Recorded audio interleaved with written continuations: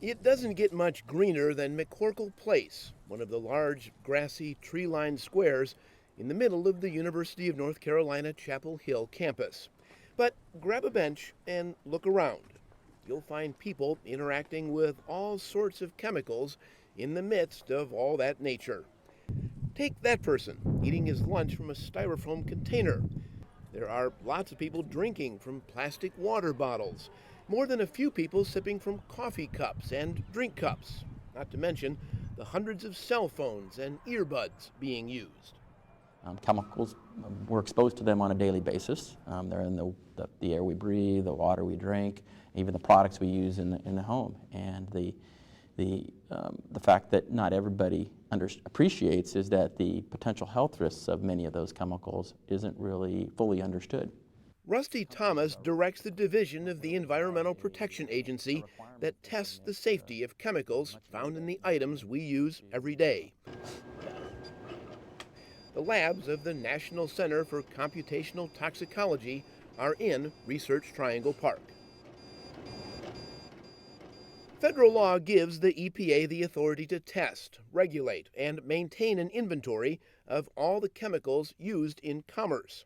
The agency's inventory lists about 75,000 chemicals, but there are different levels of scrutiny depending on how the chemical is used. The Computational Toxicology Division has testing information on about 8,000 chemicals in its library. We're tending to focus more on understanding the toxicity of single chemicals, but we do have some research efforts to understanding how they interact, mixtures, and how that mixture, the combined effects of chemicals, may also be of concern to the agency. The agency uses robotics and computational modeling to look at the link between the source of chemicals in the environment and negative outcomes, as well as study the health risk a chemical poses. The new techniques allow researchers to assess the risks of large numbers of chemicals and pinpoint those needing further review rather than examining individual chemicals one at a time. And in the top, I've got an example of where we would test dozens of chemicals on a single plate, but we'll test varying concentrations of each chemical. And this gives us, this is what we do, we call it concentration response. We see how the biological response changes with increasing or decreasing concentrations of the test chemical. There's a couple things. See if it reacts, and then how much of it. Or how little of it is really what we're shooting for. How little of it is required to actually produce a measurable response. Weighing the potential toxicity of a chemical, a person's exposure, and the mechanism through which a chemical becomes harmful determines the possible health risk. It's just not whether that chemical disrupts your hormone systems. It's how much of a chemical is required to disrupt your hormone systems. And that's what toxicologists typically refer to as a dose. And so we determine what dose we need to be concerned about, and then we compare that dose of which may disrupt your hormone systems and compare it to those predicted exposures. And the difference between those two is determine how much we should be concerned about that chemical. So like an example I like to think of, so I'm wearing a t-shirt that is 100% cotton, but 100% cotton means the fibers are all cotton. They're actually, it is treated with chemicals to keep it from catching on fire, which I appreciate. But I wear that, I mean, it's all over my skin right now.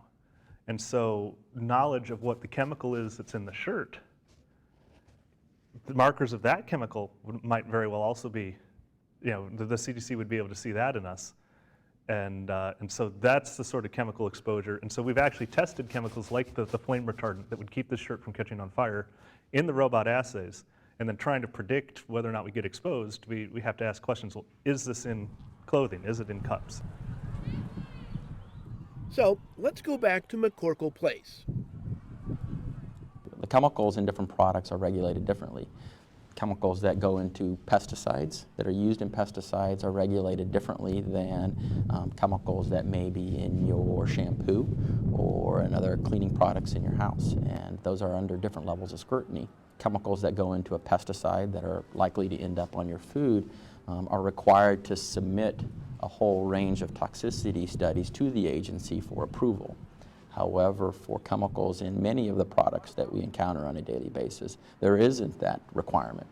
All companies are required to submit is what's called a pre-manufacturing notice, and then the agency has 90 days to sort of demonstrate or determine whether they can proceed. And essentially the burden then is on the agency to determine that a product or a chemical is unsafe. And so it's a pretty high burden.